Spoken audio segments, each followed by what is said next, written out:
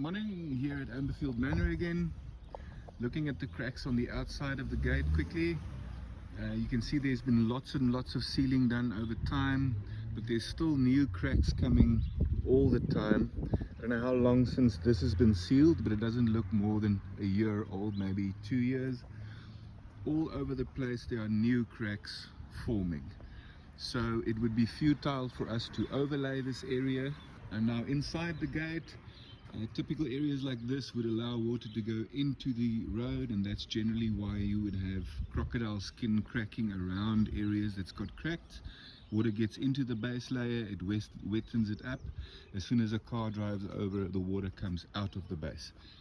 Crocodile skin cracking all over the place. The same inside the gate area. There's lots and lots of cracks that has continued cracking even though it was sealed, which means the area is not settled yet, and if you were to put an overlay on top of it, it would most certainly crack again. This is a video of Berkaya Crescent. If you're coming in the gate, first right from the circle. So this is a cross-fall road, which means the water is supposed to drain towards this side of the road. As you can see, all the damage is on this side of the road. The reason is the water most probably gets into this joint over here, and then it will migrate because it stops against the curb, and then it migrates into the road. When a car drives over it, it will move. So this is mostly water damage, settlement damage. If you look on the other side of the road, there's hardly any damage. Even on the curb line, the curb is not as wide open, and any water that gets onto will go over and go down and run all the way down to the next KI, which is way down there, and on that travel it will get into the base layer. So it's detrimental that we seal all those joints where the water runs. On this side of the road, not really necessary. On the run side of the road, super necessary. Alright, the reason why this specific road, and I'm pretty sure that the rest of the intersections will show exactly the same sort of symptoms, is because you've got a very high raised area right next to the road, firstly. So any subterranean water or irrigation is going down into the ground, and it will accumulate in this runoff area that's been designed into the road. Secondly, any water that now comes down this road is a camber, which means it's meant to drain to both sides of the road. It's got a ball ronding on the top. So it's supposed to drain to that KI there and supposed to drain to this KI here. So now what's happening is that any water that gets into the road, either via the cracks or via the joint here, because now this road in itself also has either a cross-fall or a camber. Hard to say, it seems to be running on this side only. So most of the damage will occur on this side of this road, and any water that gets down into the base layer will now travel under the asphalt, and it will accumulate right over here. Because this road is now going higher up because of the camber, the water is supposed to drain into this line, and because of depression over the years, it's no longer, so the road on top is also sagged, but the base layer has lost a lot of its base material, the fine material specifically, because it pumps out as it's getting wet. The cars will drive over it, and that material will pump out of the road onto the road and then drain towards the KI, meaning that this whole section will sag. The water is unable to go over the road because it's a compacted surface, and it's higher than this valley that's been created for the water to run in. So our suggestion is always to try to solve the problem first.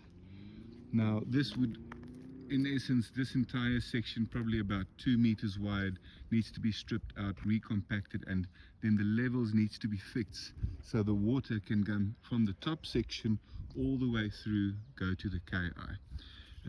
And then we need to make sure that no subterranean water gets into the base layer and then would accumulate underneath the surface once again.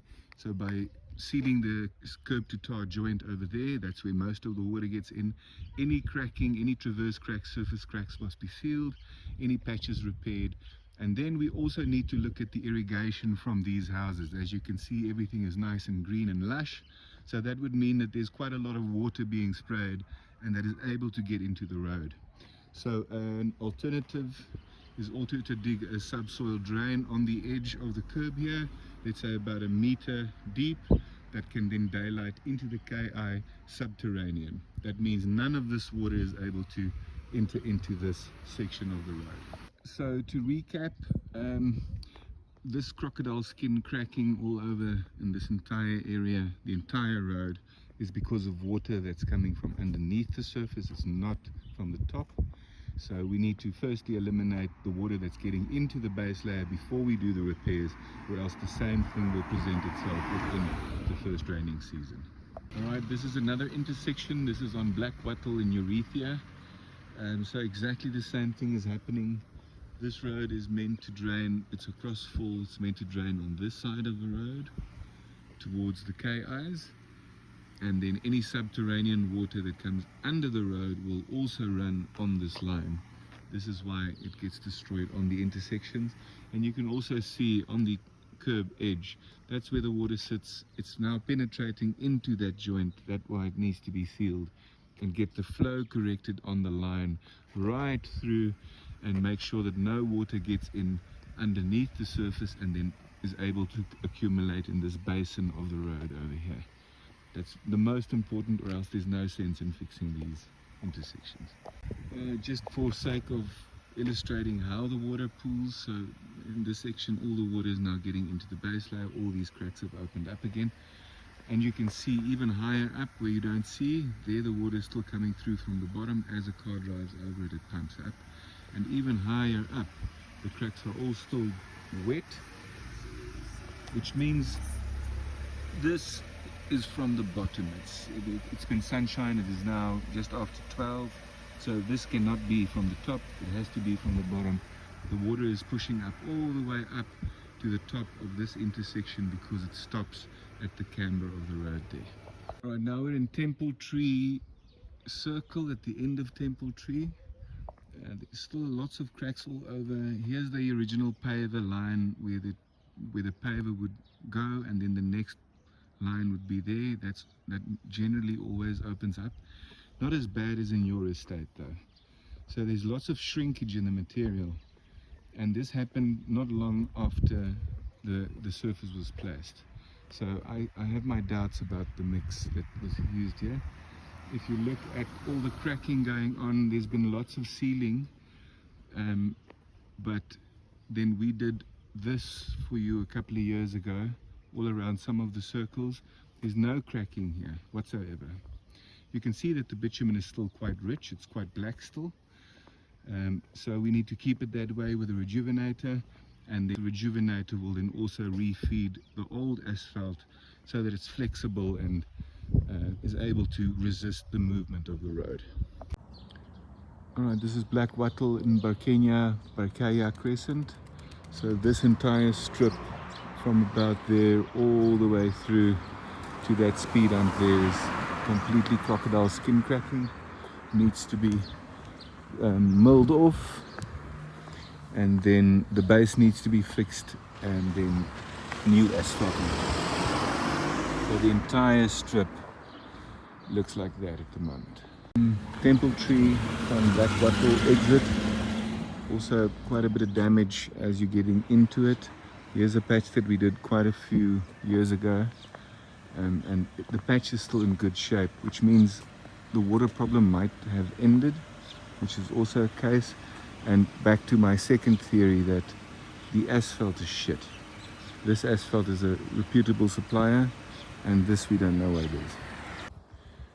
This is the Pepper Ridge and Nama Corkwood Crescent, or a intersection. There's a patch that we done a couple of years ago, seems to be holding up, so the same would then go for the rest of this, cutting it back 6 meters back and then fixing it up all the way to the paver line original.